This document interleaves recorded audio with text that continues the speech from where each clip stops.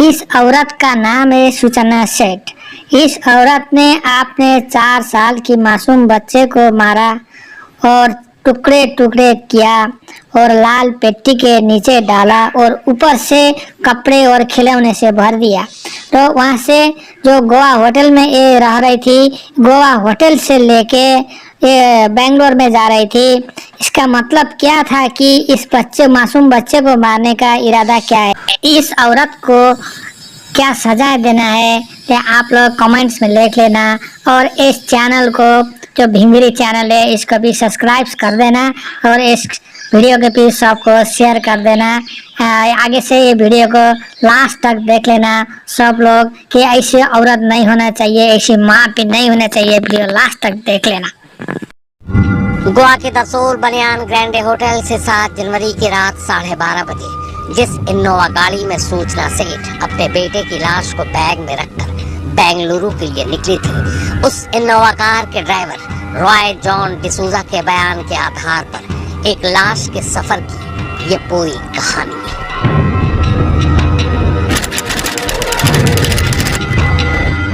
डिसूजा पेशे से एक कैब ड्राइवर है। 7 जनवरी को संडे था, पर अमूमन डिसूजा संडे को अपने परिवार के साथ ही रहा करता था। उस रात करीब 11 बजे डिसूजा के मोबाइल पर एक फोन आता है। ये फोन होटल सोल बनियान ग्रैंडे के रिसेप्शन से था। डिसूजा इस नंबर को पहचानता था क्योंकि वो कई बार इस होटल से गेस्ट को गोवा घुमाने के लिए ले जाया करता था। तो जैसे मुझे होटल से इन्फॉर्मेशन आया कि मुझे एक बेंगलोर ड्रॉप है करके, तो 12:30 बजे का टाइमिंग दिया था, तो हम लोग गए। मुझे उनका डिटेल्स वगैरह सब शेयर किया, कॉन्टेक्ट नंबर। होटल पहुंचने के बाद डिसूजा ने रिसेप्शन पर अपने आने की खबर दी। थोड़ी देर बाद उसने देखा कि एक महिला सामने से चली आ रही है। उसके हाथ में लाल रंग का एक बड़ा सा ट्रॉली बैग है। रिसेप्शन पर बैठे शख्स ने सूचना को कैब ड्राइवर से मिलवाया। सूचना सफर के लिए पूरी तरह से तैयार थी। उसने ट्रॉली बैग डिसूजा को थमा दिया। डिसूजा ट्रॉली बैग लेकर होटल के गेट पर ही पोर्च में खड़ी अपनी गाड़ी तक पहुंच गया। इसके बाद उसने कार की डिग्गी खोली और पहली बार बैग को हाथों से उठाकर डिग्गी में रखा। तभी उसे एहसास हुआ कि बैग कुछ ज्यादा ही भारी है, लेकिन इसके बारे में ज्यादा नहीं। तो जैसे मैं होटल में पहुंचा, मैंने उनको कॉल किया कि गाड़ी बाहर है करके, और बोले कि मैं आ रही हूँ 2 मिनट में। और वो आ भी गई, 2 मिनट में आ गई और गाड़ी के पास आके मुझे बोले कि प्लीज़ थोड़ा मेरा बैग लेके आओ, जो रिसेप्शन के पास था। मैंने बोला ठीक है।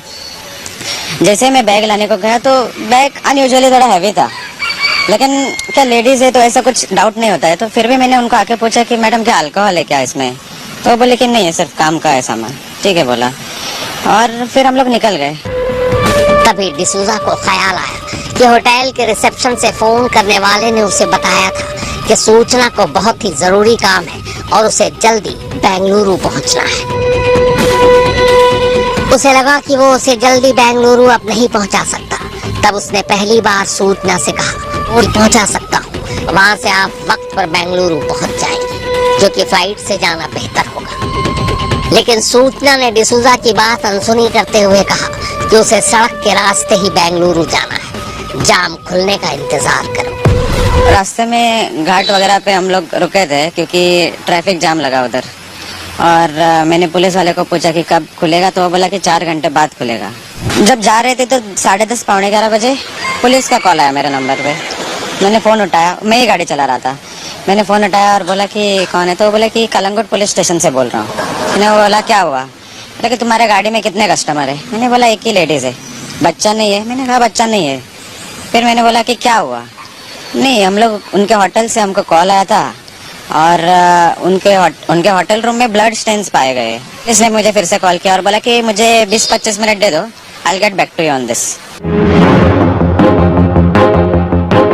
एड्रेस के फर्जी निकलने के बाद कलिंगुट थाने के पुलिस इंस्पेक्टर ने एक बार फिर डिसूजा के मोबाइल पर कॉल किया।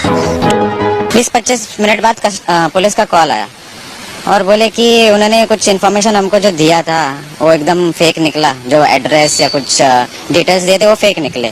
तो we are like certain now कि something is suspicious and she has done something wrong. तो मैंने बोला कि तो मेरे से क्या चाहिए आपको।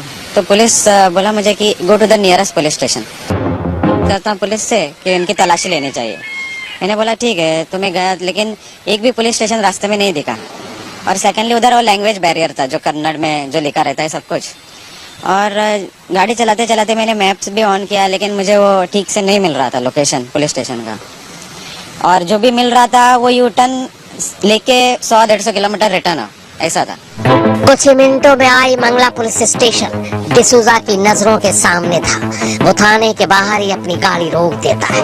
तब पहली बार सूचना की नजर थाने पर पड़ती है, जो कि गाड़ी रुकी हुई थी। इसलिए वो डिसूजा से पूछती है कि तुमने थाने के बाहर गाड़ी क्यों रोकी।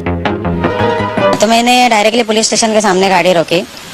तब मैडम ने, और उसके पहले मैंने पुलिस को कॉल किया, गोवा पुलिस को कॉल किया। मैंने बोला कि मुझे पुलिस स्टेशन मिल गया है, आप फोन पे चालू रहो, मैं डायरेक्टली अभी उतर के फोन देता है करके। वो बोले ठीक है।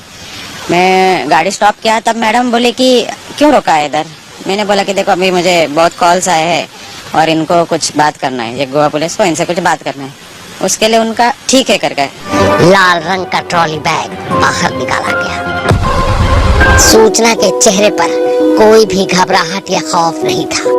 उल्टे पुलिस वाले हैरान जरूर थे, और सबसे ज्यादा हैरान और परेशान था डिसूजा और उसका साथी ड्राइवर। उसे यकीन नहीं हो रहा था कि जिस लाल रंग के बैग को अपने हाथों से उठाकर उसने कार की डिग्गी में रखा, और जिस बैग के साथ वो लगभग 400 किलोमीटर 5-10 मिनट बाद उनका इंस्पेक्टर वगैरह आया, वो पुलिस स्टेशन का लेडी पुलिस वगैरह आए, और इनसे मैं बात किया कस्टमर से, और जाके उनको बोला कि ऐसा इन्फॉर्मेशन पास हुआ है कि मुझे आपका चेक करना है करके। तो उनको चेक किया और बाद में डिक्की खोल के बैग भी खोल दिया, और उसके बाद भी उनका कुछ रिएक्शन नहीं था। इस बैग खोलते ही बच्चे की बॉडी दिख गई। हाँ, कपड़े थे एकदम, लाइक ऊपर सब कपड़े थे। अच्छा, ऊपर कपड़े थे और नीचे बॉडी थी। और क्या क्या था वो बैग के अंदर? नहीं, सब कपड़े थे, सब कुछ खिलौने थे शायद छोटे मोटे, लेकिन mostly it was like just कपड़े थे। और बॉडी नीचे थी। डिसूजा ने कभी नहीं सोचा था कि कभी उसकी जिंदगी में ऐसा भी होगा। वो तो इस बात पे खुश था कि उसे रात की ड्यूटी मिली है और रात को गाड़ी चलानी है। किराया भी ठीक ठाक था।